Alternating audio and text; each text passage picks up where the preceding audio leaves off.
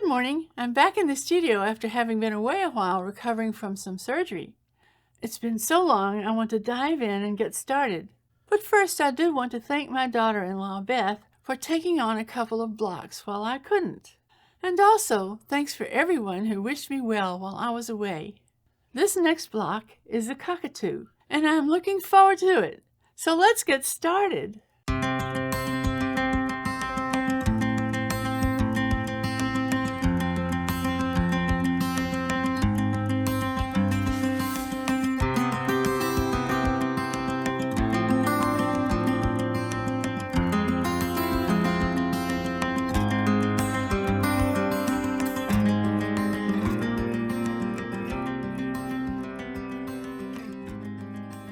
To start with, I've already placed the appliques and stitched them down with a blanket stitch using the matching colors of wool thread, just as we have for all of the blocks in this series.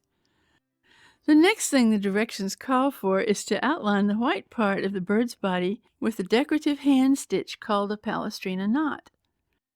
Now, because that's very specifically a hand stitch, we need to decide what to substitute for it for quilting by machine. It needs to outline the bird, so it has to have some straight parts of it, and it needs to be adjustable to be fairly narrow. I'm going to be using a 12-weight fruity cotton FT41, which is slightly variegated, so the stitch also needs to work with heavy thread. Let's try a couple of decorative stitches here for my Bernina, 777 and 1374. These are pretty wide with the default settings. I could probably shrink them some, but let me first compare with the number 38 chain stitch we've been using in a couple of places on these birds. I actually think I like the chain stitch better, so I'm going to use that. Stitching this along the edge, the main thing you need to remember is that you want to turn at the end of one cycle of the stitch pattern, not in the middle of it.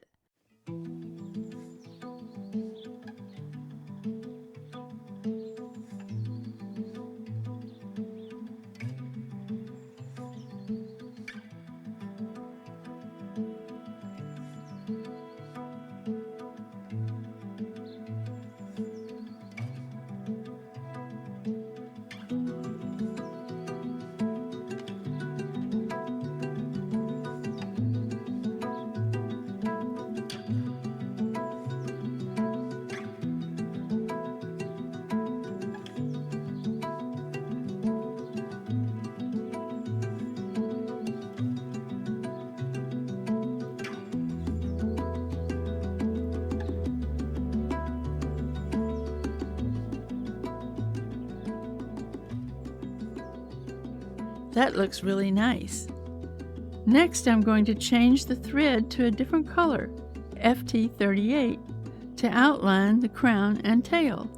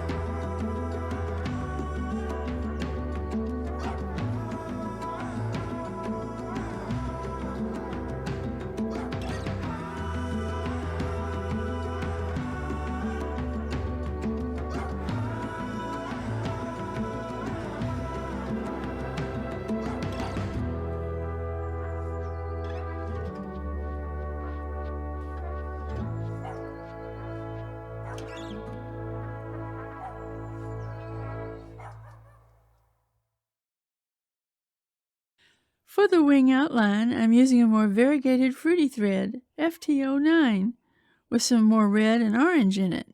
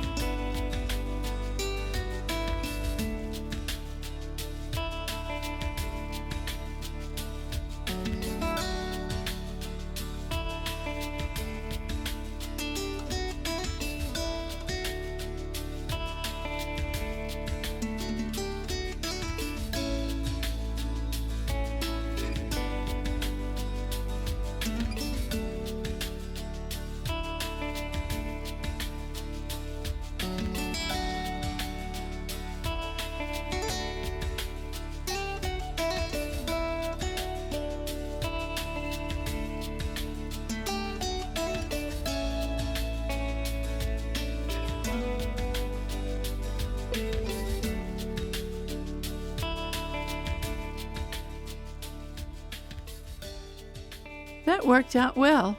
The wing looks a lot like the colors on theirs. Next up, there's a pink lazy daisy on the bird's cheek and some decorative flowers in front and back of the bird. For the lazy daisy, I'm using stitch number 133. The biggest challenge is centering it in the circle. Left to right is easy enough, but front to back is harder because the stitch starts at one side rather than the middle. You just have to estimate as well as you can. There's enough margin that you won't go outside the circle even if you are off a bit.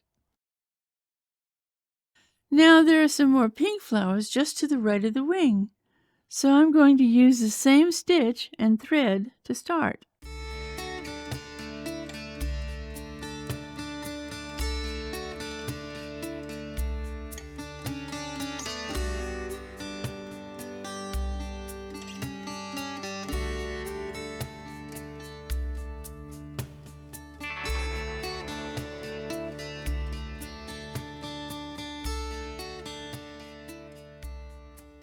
That looks like the right placement, but now there are two smaller flowers next to it, and for that I'm going to use stitch 665. Since I know the stitch length, I'm going to measure and mark this to see if I can get the stitches placed just right.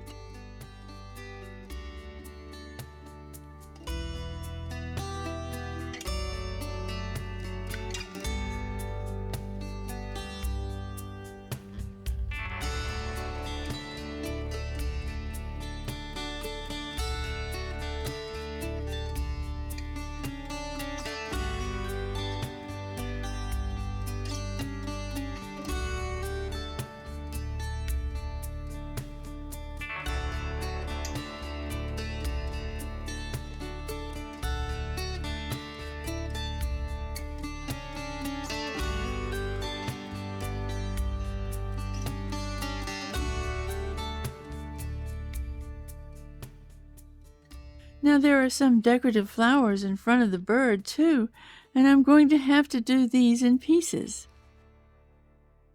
I'm going to start with stitch 114, which looks like a string of tiny flowers, and stitch this just to the left of the bird.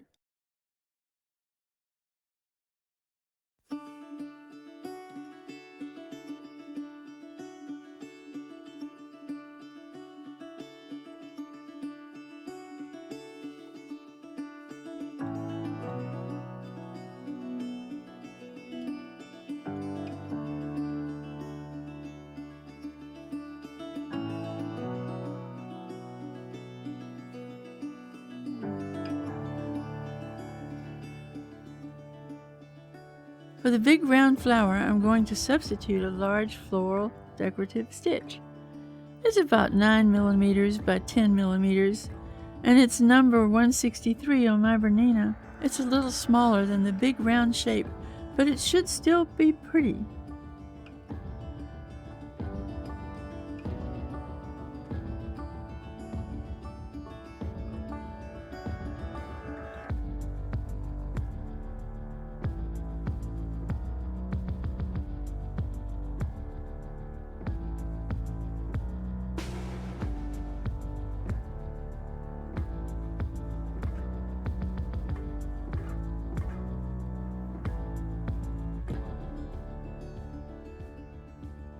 Next up is a chain stitch around the bird's cheek, which is pretty straightforward. We're just back to stitch 38.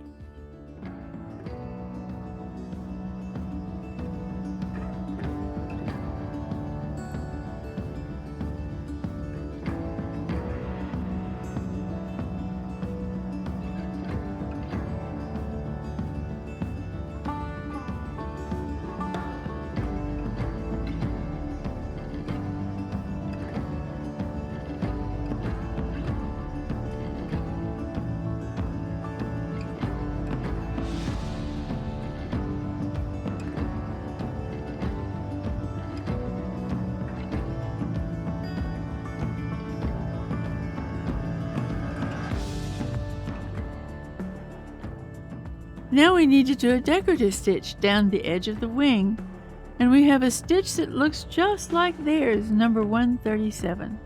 I just need to flip the direction. I may make it just a little shorter too. I've gone back to the variegated orange and red fruity I used for outlining the wing.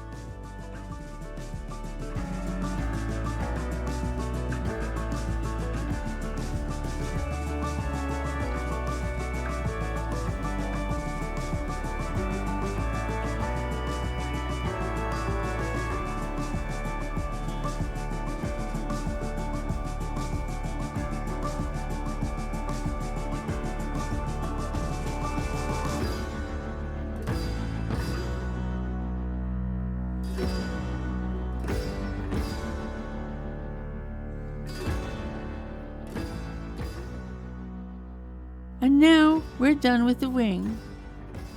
Next up, I need to put the feathers on the crown. I want to test the stitch first. This is number 1334.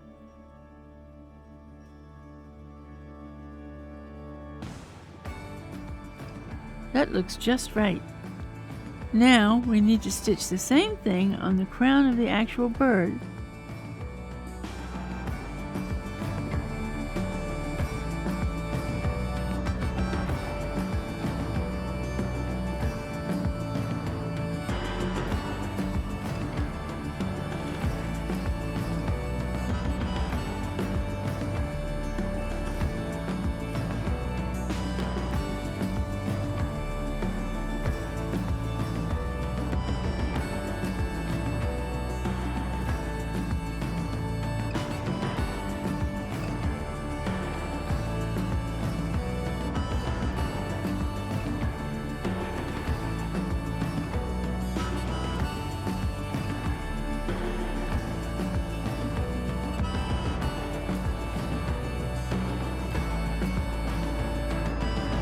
I have a couple of things left to do, including the plant stems, the log detail, and the squiggly line they have going down the tail feathers. Actually, I could use the same stitch for that, just in yellow. Let me do that next.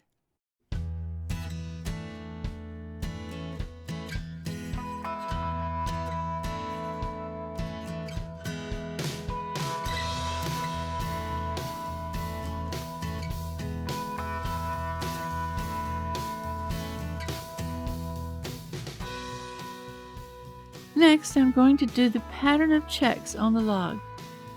There's a stitch that looks like it could make all of the checks in a single pass and look just right. Number 1333. I just need to center it down the log.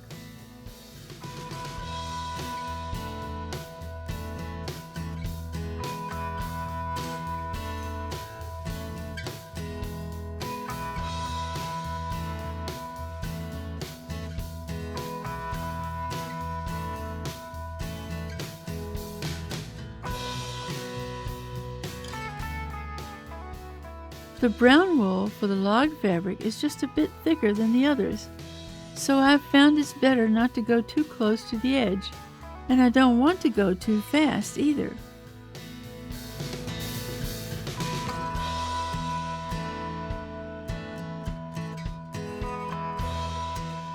There, I like that. Now for the stems. It's a matter of couching. I'm using a dark green spaghetti thread for the couching, and the thread I'm couching down is an 8-weight cotton, Eleganza EZM 2207. I've marked out the lines for the stems. I just need to trace it as I go, using just a narrow zigzag stitch.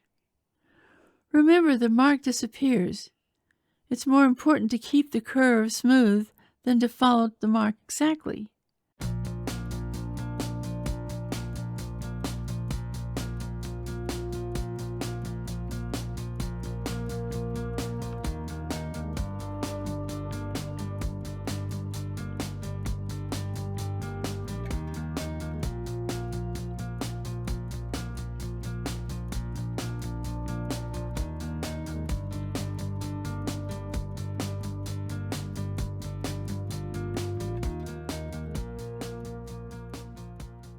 I can back it up and cut the couching thread, but for the thicker thread, I like to make it long enough that I can vary it by hand.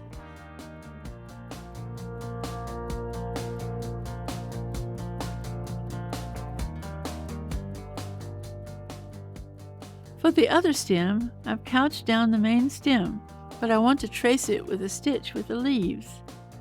My daughter-in-law Beth did this on one of her birds, and I liked the way it looked. I'm using stitch number 138 that I'm going to trace right over this with just the 12-weight spaghetti cotton. That means I need to trace the stem pretty exactly. But there's a mark right in the middle of my open-toed embroidery foot that I can use to help trace it. This gives us a heavier vine in the middle, but also the leaves on each side. When it starts making the leaf, you need to leave it right where it is, but then you can turn it when it starts going straight to follow the stem.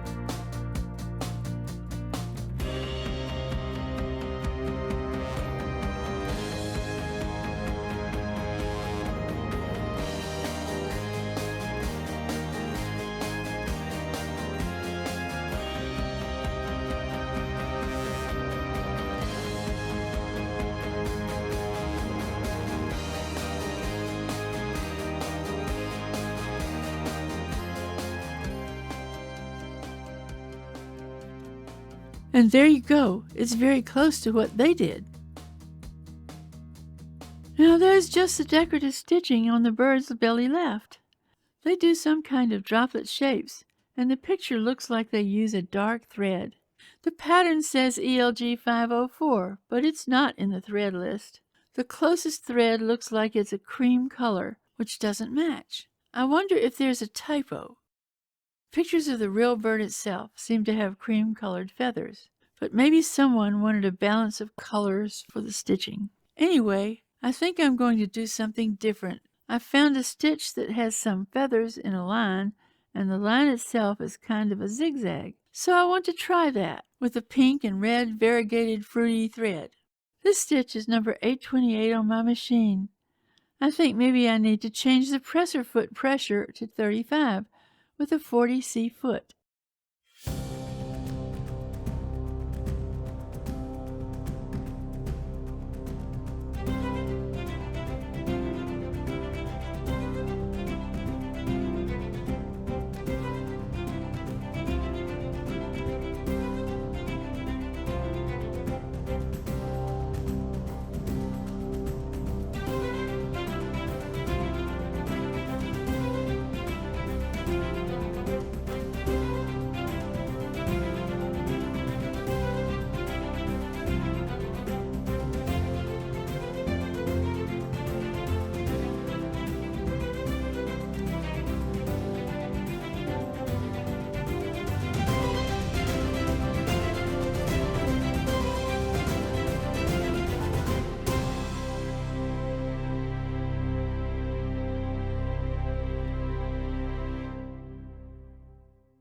I hope you enjoyed this video. I've already been working hard to catch up on this series, so stay tuned. By the way, there's one question I'd love to hear from you on, because I've been going back and forth on it. When it's time to put these blocks together, should they get a sashing between them? And if so, what color?